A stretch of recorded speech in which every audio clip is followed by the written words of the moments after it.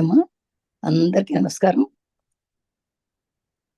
మనం అందరం హాయిగా కూర్చున్నాం, ధ్యానానికి కూర్చుంటున్నాం. అందరం హాయిగా కూర్చున్నాం, హాయిగా ధ్యానంలో కూర్చున్నాం. మనం అందరం ఈ అరగంట సేపు మనదే ఈ టైం. మన ఇంట్లో అన్ని మర్చిపోయి హాయిగా కూర్చున్నాం. కళ్ళు మూసుకొని కూర్చుంటేనే మనకి లోపలికి వెళ్ళగలుగుతాం. మనం లోపల ప్రయాణం చేద్దాం. ధ్యానం అంటే లోపల ప్రయాణం, ధ్యానం లోపల ప్రయాణం. లోపల ప్రయాణం చేయాలంటే మనం కాళ్ళు క్రాస్ చేసుకుని చేతులు వేళ్ళు వేడి పెట్టుకుని కళ్ళు మూసుకుని కూర్చుంటే మనకి ధ్యానం సరైన మార్గంలో మనం కూర్చోగలుగుతాం. సరైన మార్గంలో కూర్చోగలం కాదు, మనకి శక్తి, అద్భుతమైన శక్తి వస్తుంది. అదే విశ్వశక్తి వస్తుంది, లోపలికి వస్తుంది. దాన్ని కాస్మిక్ ఎనర్జీ అంటారు. ఆ విశ్వశక్తి ఎప్పుడైతే మనం పట్టుకున్నామో అనంతమైనటువంటి శక్తి వస్తుంది. ఇది ఎక్కడి నుంచి వస్తుంది? మనలో నుంచే వస్తుంది. మనలో నుంచి వస్తుంది. మనలో ఎంత శక్తి ఉందో మనకు తెలియదు. కేవలము మనం కూర్చుని ధ్యానంలో కూర్చుంటేనే, ఈ ధ్యాన స్థితిలో కూర్చుంటేనే మనకు తెలుస్తుంది మనలో ఉన్న శక్తి. అందుకని ఆ శక్తిని మనం పట్టుకునే ముందు మన గురువును ప్రార్థించుకుందాం అందరం. మన గురువు, విశ్వగురువు, పరమ గురువు, విశేష గురువు అయినటువంటి శ్రీ బ్రహ్మర్షి పితామహ సుభాష్ పత్రి గారు, వారి ధర్మపత్రిని సహకరించాలి అనేటువంటి వారు సొన్నమాల పత్రి మేడంని మనం ఆహ్వానించుకుంటూ, వారి చైతన్యాన్ని మనకు కావాలని ఆహ్వానించుకుంటూ, వారికి అనేక ఇలా ధన్యవాదాలు చెప్తున్నాం, కృతజ్ఞతలు చెప్పుకుంటూ వారిని కూడా మనం ఆహ్వానించుకున్నాం ఈ ధ్యానానికి. వారు ఎప్పుడూ మనలోనే ఉన్నారు, మనతోనే ఉన్నారు, మనలోనే ఉన్నారు. అందుకని మనకు అనంతమైన శక్తి ఉంది, మన లోపల అనంతమైన శక్తి ఉంది. ఆ శక్తి మనకు కనపడదు. ఎప్పుడైతే ధ్యానంలో కూర్చుంటావో కాళ్ళు మడిచేసి వేళల్లో వేళ్ళు పెట్టుకుని కళ్ళు మూసుకుని కూర్చుంటే, అంటే ఇంద్రియాలన్నీ కూడా కట్టేసి కూర్చుంటే బయటికి పోదనమాట. శ్వాస మీద ధ్యాస, కేవలము శ్వాస మీద ధ్యాస. ఈ శ్వాస మనం ఎక్కడ ఆపలేము, మనం కొత్తగా తెచ్చుకోలేదు కూడా. ఇది ఆ భగవంతుడు ఇచ్చిన వరం మనకి. శ్వాస మందగారు మనకి ఇచ్చాడు భగవంతుడు, అందరికి, ప్రతి ఒక్కరి, ప్రతి జీవికే ఇచ్చాడు. ఎందుకంటే భగవంతుడికి ఎవరికి ఒకరికి ఇచ్చి ఒకరికి ఇవ్వకుండా ఉండడం అనేది ఉండదు. అందరి సృష్టిలో ఉన్నటువంటి ప్రతి జీవికి ఆయన శ్వాస ఇచ్చాడు. శ్వాస ఉండడం వల్లే అందరు జీవిస్తున్నారు. అందుకని ఆ శ్వాసను మనం గమనిస్తే మనలో ఉన్న శక్తిది తెలుస్తుంది. ఆ శ్వాసను గమనించాలంటే ఎలా గమనిస్తాం? మన లోపల శ్వాస ఉంది, మనం రోజు శ్వాస పీలుస్తున్నాం, వదులుతున్నాం, తెలుసు మనకి. అయినా కానీ ఆ శ్వాస మీద దృష్టి పెట్టాం. మన గురుదేవులు ఏం చెప్తున్నారు, మన బ్రహ్మర్షులు ఏం చెప్తున్నారు, మన ఎన్లైన్ మాస్టర్స్ ఏం చెప్తున్నారు? ధ్యానంలో కేవలము శ్వాస మీద ధ్యాస పెట్టండి, అంతే. ఇంకా ఏమి చేయదు, శ్వాస మీద ధ్యాస, కేవలము శ్వాస మీద ధ్యాస. అది ప్రక్రియ జరుగుతూనే ఉంటది. శ్వాస లోపల పీల్చుకుంటాం, బయటకు వచ్చేస్తాము, రెండు జరుగుతూనే ఉంటాయి. నువ్వు గమనించకపోయినా జరుగుతాయి. కానీ నువ్వు గమనించకపోయినట్టే మనకి ఎన్నో ఆలోచనలు వస్తాయి. ఆలోచనలు కట్టిపెట్టి కేవలం ఒకే దృష్టిలో ఉండడానికి మనం శ్వాసను గమనించాలి. ఈ శ్వాసను గమనిస్తే నీకు ఆలోచనలు రావు.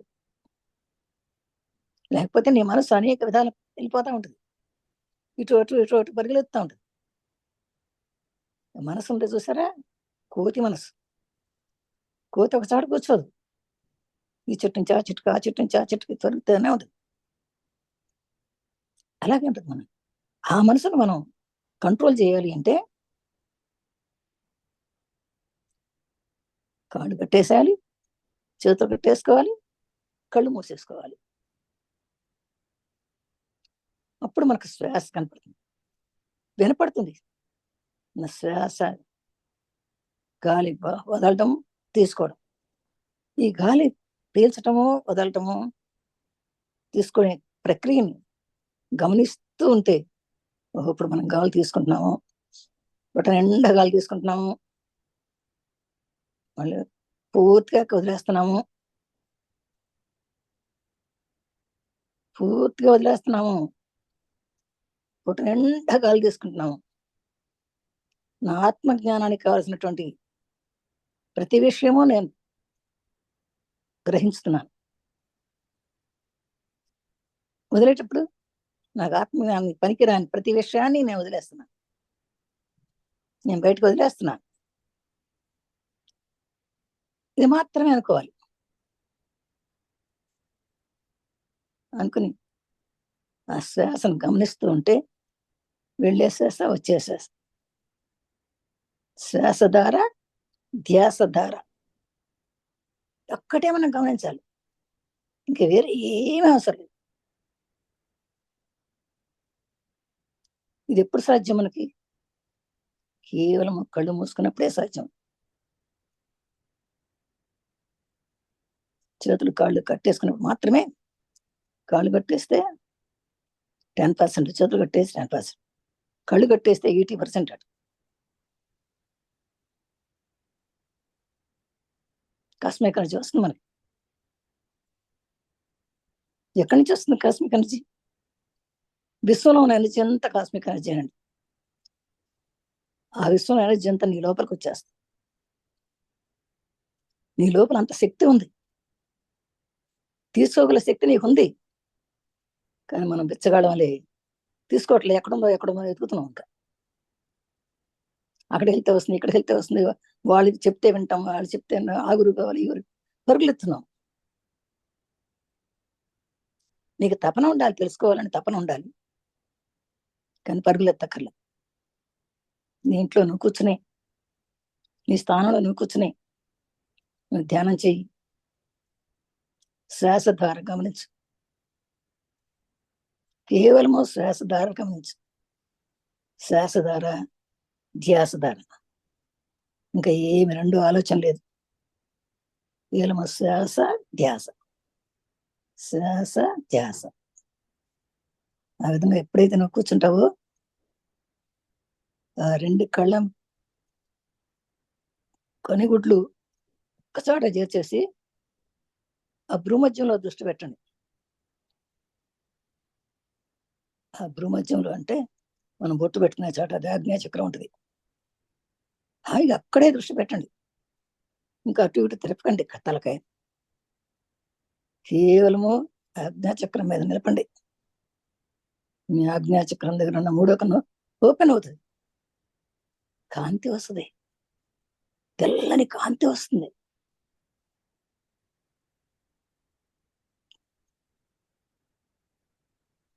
ఆ లోపలికి వెళ్తారు మీరు, ఇంకా లోపలికి వెళ్తారు,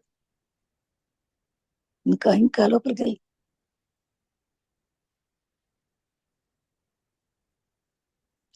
తెల్లని కాంతిలో ఉండిపోతారు.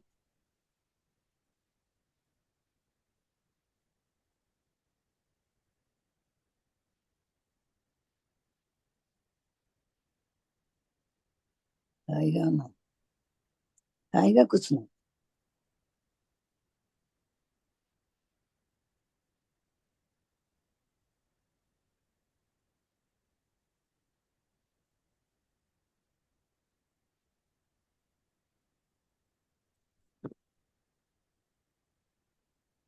ఈ దృశ్యమాన ప్రపంచంలో నేను, నాదే అనే స్వరూపాన్ని ఉంటాయి. నేను ఇది నాది, ఇది నేను గొప్ప, ఇది నాది అని ఎప్పుడు మనం అనుకుంటూ ఉంటాం. ఎందుకంటే ఇప్పుడు చూడండి, ఇప్పుడు ఈ ప్రపంచంలో ధనం ఉంది, ధనం ఉంటే భయం ఉంటుంది. ఎప్పుడు ఎత్తుకుపోతాడు, ఎక్కడ పెట్టాలి, ఇది ఎవడైనా దొంగ వస్తాడేమో, ఎత్తుకుపోతాడేమో. ఎంత ధనం ఉంటే అంత భయం. భయంతో నిద్రపోతాం.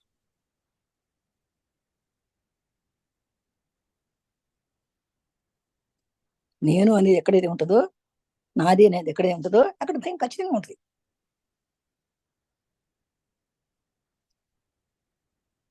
చూడండి, అంత ఎందుకు. రామాయణంలో బంగారు జింక అడిగింది సీతమ్మ, మరి ఏమైంది, ఊరుకుందా? ఎన్ని కష్టాలు వచ్చినాయి.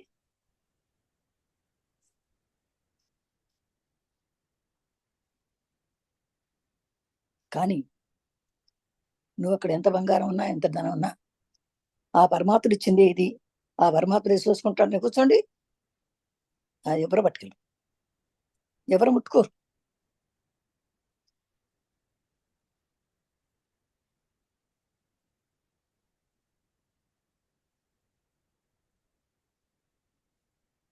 ఎందుకంటే నిశ్చలత్వం. నాది కాదు, నాది లేదు, అంతా నీదే. నువ్వు అందరికీ సమానంగా ఇస్తావు. నువ్వు ఇచ్చిన నువ్వే కాపాడుకుంటావు. భగవంతుడు ఉన్నాడు కాపాడేవాడు. నేనెవరిని కాపాడ్డాను? నాకేం శక్తి ఉంది? అంతా పరమాత్ముడే ధారణ అయింది. నాది నాది అనే మాట తీసేద్దాం, నేను నేను మానేద్దాం. ఇదంతా మందే. అతను వచ్చాడు, అతనిది, అతను చూసుకుంటాడు.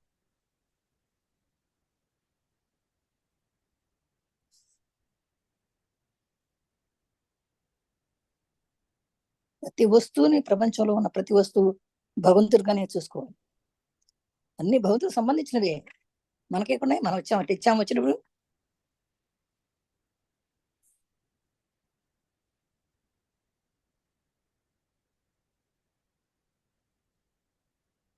అందరికీ అన్ని సమస్యలకు ధ్యాన మార్గం ఒకటే అండి. నీకు ఏ సమస్య ఉన్నా ధ్యానమే మార్గం. చిన్న సమస్య కానీ పెద్ద సమస్య కానీ ఏ సమస్య ఉన్నా ధ్యానం ఒకటే పరిష్కారం.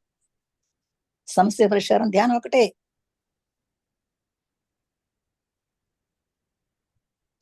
ఎన్నో ప్రశ్నలు ఉంటాయి కానీ సమాధానం ఒకటే. ఏంటి? ధ్యానం. ఓ మిత్రుడు కనపడ్డాడు అనుకోండి, ఎన్నో ప్రశ్నలు వేస్తాడు. నాకు అమ్మాయి పెళ్లి కాలేదు, మా అబ్బాయికి ఉద్యోగం రాదు, మా ఆవిడికి బాగాలేదు, నేను బాగాలేదు, నా ఉద్యోగం ప్రమోషన్, ఎన్నో అడుగుతాడు. బాబు నువ్వు వీటన్నిటికీ ఒకటే సమస్య, ధ్యానం చేసుకో, అంతే. ఈజీ అండి, ధ్యానం చేసుకో. ప్రతి సమస్యకి పరిష్కారం ధ్యానమే.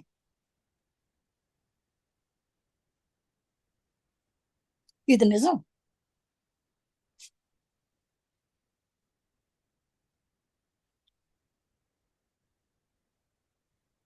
ఎన్నెన్నో సమస్యలు, అన్ని సమస్యలు ఒకటే పరిష్కారం, ధ్యానం.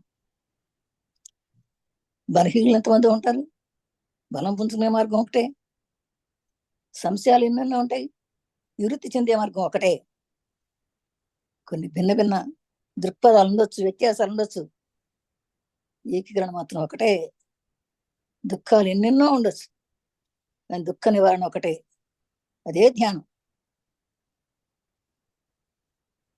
అజ్ఞాన రీతులు ఎన్నెన్నో కానీ జ్ఞాన రీతి ఒకటే, అదే అదే ధ్యానం. ధ్యానం ధ్యానం ధ్యానం అన్నది సకల దుఃఖ నివారణ. అసలు దుఃఖం ఎందుకు పడుతుంది? ధ్యానంలో కూర్చున్న వాళ్ళకి దుఃఖం రాదు అసలు. సమస్య ఏదైనా వచ్చిందనుకోండి, చిన్న సమస్య పెద్ద సమస్య ఏమైనా సరే, భర్త ఏమన్నా అన్నాడు, భార్య ఏమన్నా అన్నది అనుకోండి, కూర్చోండి, ధ్యానంలో కూర్చోండి. ఎందుకన్నాడా ఈ మాట అని కూర్చోండి, అయిపోతుంది, పరిష్కారం వచ్చేస్తుంది.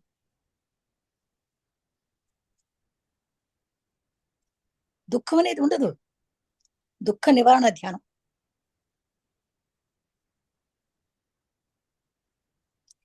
అంతేకాదండి, ఇప్పుడు వచ్చినాయి అంటే కాదు, ఇంకా రాబోయి ఉంటాయి కదా.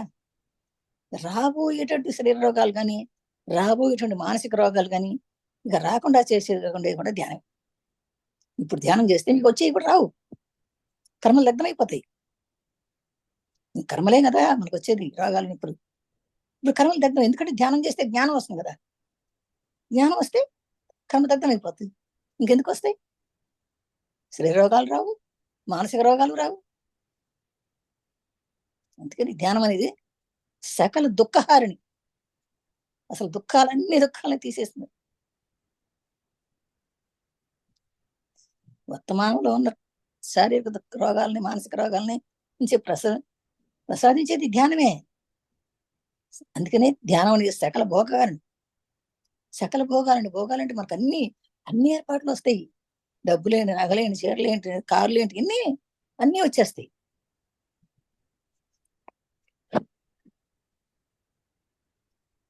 భోగకారణి.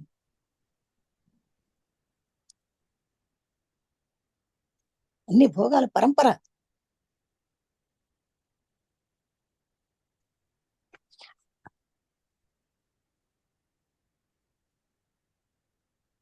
సకల భోగ నివారణ, సకల భోగకారణి, సత్య జ్ఞాన ప్రసాది.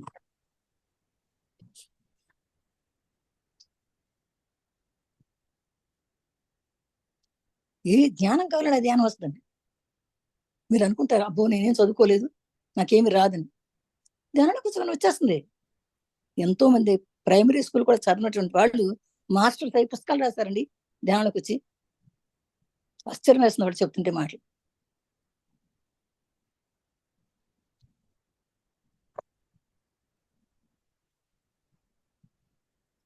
అందుకని ధ్యానం అనేది సత్యజ్ఞాన ప్రసాద్ని. దీన్ని అనునిత్యం, అంటే ప్రతిరోజు అనునిత్యం, ఏ రోజు మర్చిపోకూడదు. ప్రతిరోజు ధ్యానం అభ్యాసం ద్వారా సత్యమైన, నిత్యమైన, దివ్యమైన ఆత్మజ్ఞానాన్ని పొందుతాం. ఎలాంటిది? సత్యమైంది. సత్యం తెలుసుకుంటాం. నిత్యము జ్ఞానమే, నిత్యము ఆరోగ్యమే, ఆత్మజ్ఞానం. ఆత్మనది నిత్యమైంది. ఈ ఆత్మ ఒకసారి ఉండి ఒకసారి పోవడం కాదు. ఆత్మ ఎప్పటికీ ఉంటుంది. ఆత్మ అనేది అజరామరం, అంటే సావు లేదు, పుట్టుక లేదు, ఎప్పటికీ ఉండేది, సత్యమైనది, నిత్యమైనది ఈ ఆత్మ. ఆత్మ సనాతనమైంది, ఎప్పటి నుంచో ఉంది. ఇది ఎప్పటి నుంచో సనాతనమైంది, శాశ్వతమైంది. ఈ సృష్టి అంతా కూడా ఆత్మ యొక్క విరాట్ స్వరూపమే. మనం అనుకుంటాం సృష్టి సృష్టి సృష్టి ఎప్పుడుదండి. ఈ సృష్టి అంతా జరిపించడానికి, ఇక్కడ కనిపించడానికి మన ఇవాళ ఆత్మ వల్లనే.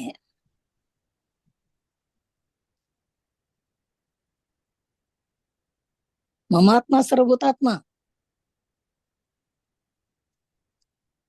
మమాత్మ సర్వభూతాత్మ అంటే నాకు ఆత్మ నిరంతరం ఉండేది. ఎక్కడ చూస్తే అక్కడే నేనే.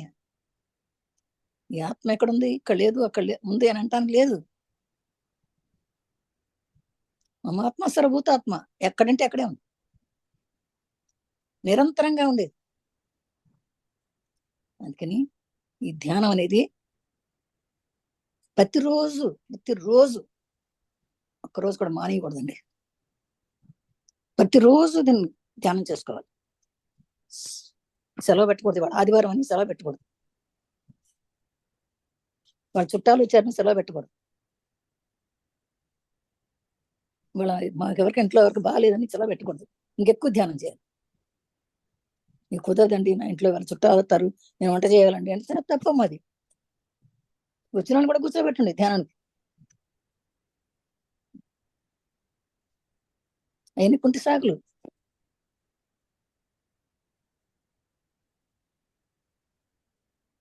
ఇది ఎవరెవరికి చేయాలి? ఇది ప్రతి స్త్రీకి, ప్రతి పురుషుడికి, ప్రతి పండితుడికి, ప్రతి పామరుడికి, ప్రతి బాలుడికి, ప్రతి బాలికకి, ప్రతి ధనవంతుడికి, ప్రతి పేదవాడికి ప్రతిరోజు విశేషంగా అవసరమైంది. రోజు వారి ధ్యానం చేయవలసిందే. ఒక టైం పెట్టుకో, ఏ రోజు మర్చిపోదాం. మర్చిపోనివ్వదు అసలు. నీకు ధ్యానంలో కూర్చుంటే 2 రోజులు వరుసనే 2-3 రోజులు కూర్చున్నారు అనుకోండి, ఇక 4గో రోజు నీకు అదే ఆ ధ్యాస నీకు వచ్చేస్తుంది. అమ్మో ధ్యానం కదా నేను ఇప్పుడు అప్పుడేమో ధ్యానం టైం అయింది అని నీ మనసు చెప్పేస్తుంది.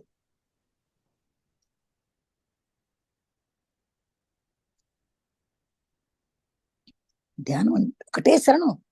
సరస్వం అందరికీ ధ్యానం ఒకటే శరణం. ధ్యానమేవ శరణమా.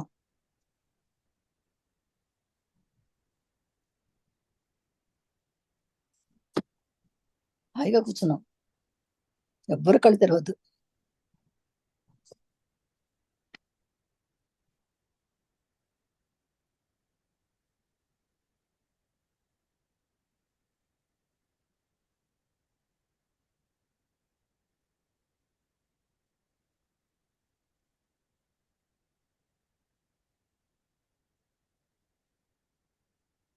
మొదట్లో 2 రోజులు 3 రోజులు కాళ్ళు నొప్పులు ఉంటాయి. అదే పనిగా మీరు అలా కూర్చోగానే అవి కూడా టేమ్ అయిపోతాయి. తెలిసిపోతుంది వాటికి కూడా, ఓ మనం లేవకూడదు, మనం కదలకూడదు. నొప్పులు తగ్గిపోతాయండి. మొదట కదా నెలలు ఉండొచ్చు, నొప్పులు ఉండొచ్చు కొంతమందికి. కానీ ఆ నొప్పులు లెక్క చేయకండి. ఆ నొప్పుల కంటే ఎంతో సౌభాగ్యాన్ని పొందుతున్నప్పుడు ఆ చిన్న చిన్న నొప్పులకి ఏముంది పెద్ద. కొంచెం ఓర్చుకుంటే నొప్పులు ఉంటాయి. ఆ నొప్పులు ఓర్చుకుంటే నీకు ధ్యాన శక్తి పెరుగుతుంది. ధ్యానం మీద ఇంట్రెస్ట్ ఎక్కువ పెట్టు. నేనేదో తెలుసుకుంటున్నాను, నాకేదో జ్ఞానం వస్తుంది, హాయిగా ఉంది ఎలా కూర్చుంటే, నా లోపల నాకు ఏదో జరుగుతుంది, నాకు కాంతి కనపడుతుంది, నా మూడో కన్ను తెలుసుకుంటుంది, నేను లోపలికి ఎక్కడికి వెళ్ళిపోతున్నాను, నేను కాంతి లోకాలకు వెళ్ళిపోతున్నాను, నేను నక్షత్ర లోకాలకు వెళ్ళిపోతున్నాను. ఇంకా చూడండి అలా అనుకుంటూ వెళ్ళండి. లోపలికి వెళ్ళిపోతున్నావు.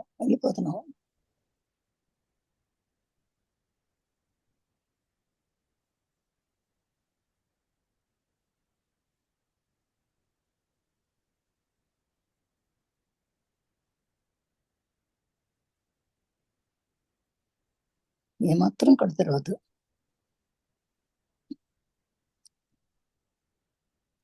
సాధ్యమైనంత వరకు కదలకుండా కూర్చోడమే ధ్యానం. అటు ఇటు శరీరాన్ని కదిలిస్తే ధ్యానం అవ్వదండి. నీకు కాస్మిక గంజి రాదు, నా విశ్వంలో ఎనర్జీ మీకు రాదు. అందుకనే సుఖ స్థిరాసనం అన్నారు. నీకు సుఖంగా కంఫర్ట్గా ఉండాలి, స్థిరంగా ఉండాలి. కేవలము శ్వాస మీద ధ్యాస.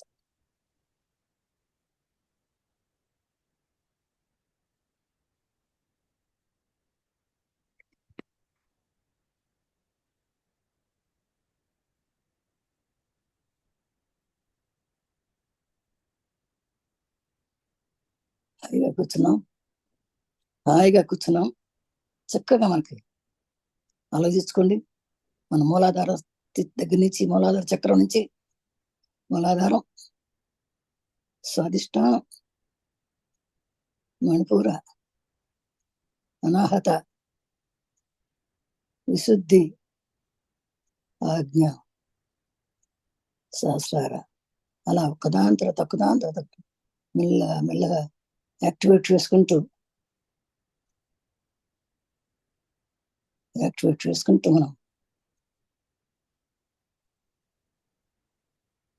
మనం పూర్ణాత్మలోకి వెళ్ళిపోతాం.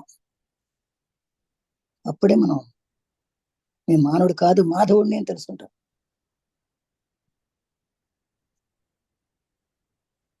మానవుడిగా శిక్ష పొందుతావు, నువ్వు మాధవుడివి. హాయిగా కూర్చున్నావు. 2 చేతులు తీసి కళ్ళ మీద పెట్టుకోండి. 5, 4, 3, 2, 1. 2 చేతులు నల్లగా కళ్ళు ఓపెన్ చేస్తూ చూసుకోండి. కరాగ్రే వస్తే లక్ష్మి, కరమధ్య సరస్వతి, కరమూలే సీతాగౌరి, ప్రభాతే కరదర్శనం. చేతులు 2 నమస్కారం చేసుకుని క్లాప్స్ కొట్టుకుని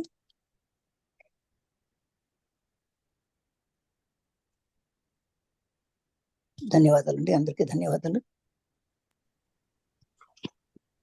ఎనర్జీస్ బాగొచ్చాయమ్మా.